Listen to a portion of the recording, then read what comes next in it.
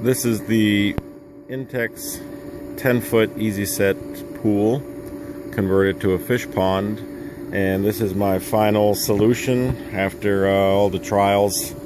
If you look at my other videos, you'll see I had a biofilter and various size pumps, and it turned out to be a real nightmare. And the biofilter, all I can say is any filter that you have to clean by hand is a losing deal. Any cartridge filter setup is stupid. What you see here is absolute perfection. It is very low maintenance. There's nothing for you to clean when it comes time to clean this filter out. It's a sand filter. In fact, it is exactly the same sand filter.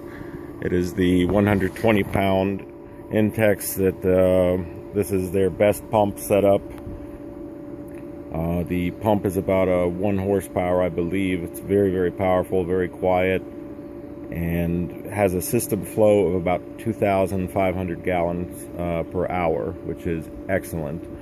On this particular one, I'm using the saltwater system, and since that worked so well for the pool, it inspired me that what I need to do is convert that as well. So I also like having a separate system. I know Intex makes one where it's combined with the two, but I believe a separate unit is much better. Now this is designed for up to 15,000 gallons, and obviously this is only a 4,000 gallon.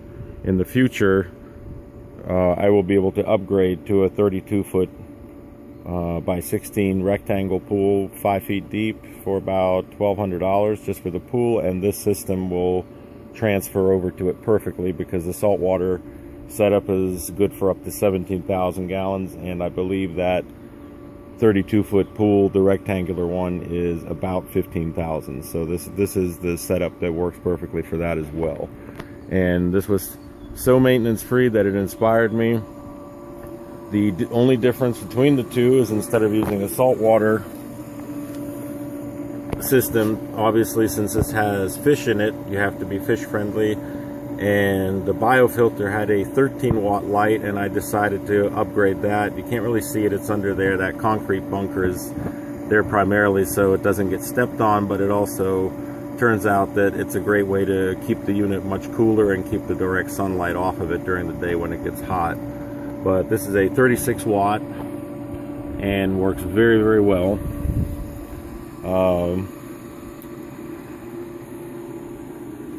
There is algae, of course, on the bottom of the pool. It needs to be scrubbed periodically every few days, but the water itself is absolutely crystal clear. The fish love it. This pump generates a fantastic flow rate. If you can see on the water surface, I'll stop. I've got a custom-made jet for this as well that fits onto the standard Intex 1.5-inch coupler jet.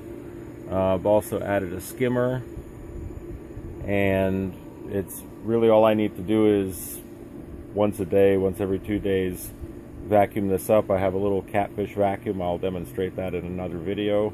And you just use a brush, scrub it up, let the jet do its magic. If you notice, the jet works so perfectly, it collects all the dirt in the middle, so there's no vacuuming needed on the edges.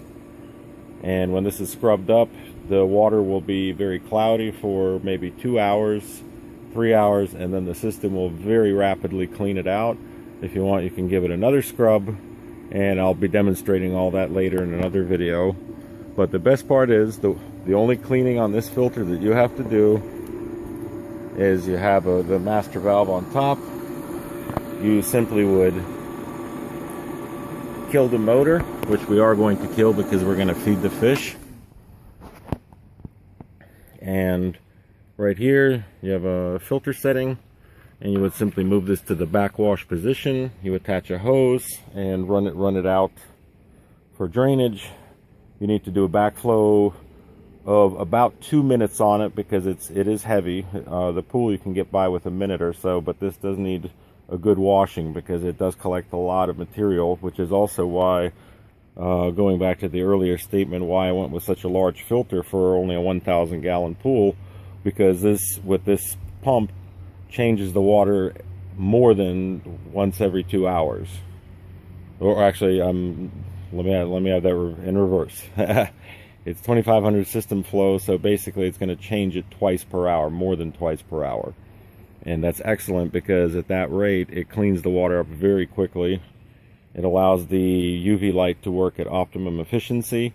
And by having a larger filter, frankly, the price difference, this filter setup right now on Amazon cost me about $180.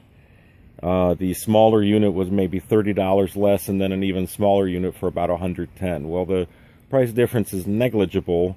The sand is negligible in cost, but what you're gaining is a much larger filter, which will require far fewer backwashes and maintenance, therefore. So it's also going to come with a stronger motor, better system flow.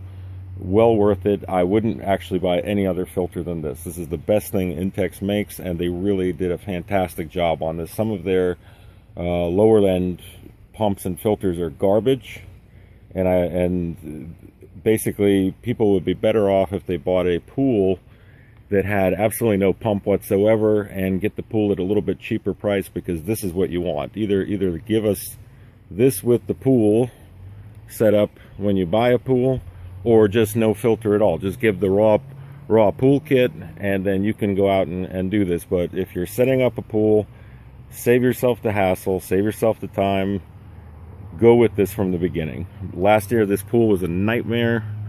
I was fighting algae left and right, spending hundreds of dollars on chemicals. The salt is very inexpensive, and I believe the salt was maybe $20, $30, $25. One-time setup. It constantly recycles and generates from there. Actually, we're gonna go ahead and turn this on. So in effect, this will also be our fountain video. I have to reset the timer on it, and here's the fountain.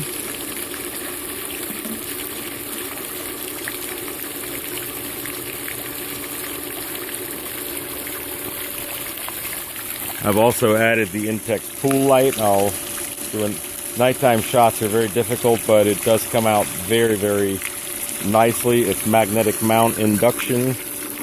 Just clamps to the side, illuminates the entire pool. About $50, worth every penny. The jet nozzle I put in, basically you have flow going down here now. If you'd like, you could turn the flow completely off. A little bit difficult to do with one hand. Right now the fountain is reduced, and right now you have all full force almost going to the jet. There's going to be a little bit running on the fountain, of course, because there's only one valve. And as I rotate it back, I can adjust the size and custom tune the fountain. This is about the good height where I still have good system flow.